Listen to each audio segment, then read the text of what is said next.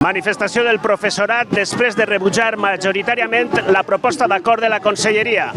i també de suspendre la vaga. Això sí, les mobilitzacions continuaran enguany.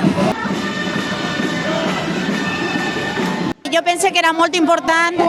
tancar d'aquesta manera aquesta etapa per a deixar una empremta en la Conselleria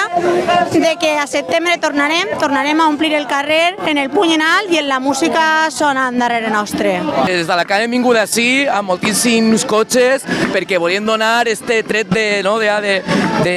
suspensió de la vaga, perquè el que hem de dir ben clar és que les mobilitzacions continuaran, no estem derrotades, estem parant per repensar l'estratègia, per agafar més forces i per colpejar més fort que mai a setembre, perquè mentre no acaben les negociacions i l'escola pública estigui a l'estat que està, així estarem donant canya als carrers i on calga. Des de Castelló també hem vingut molta gent a reforçar la manifestació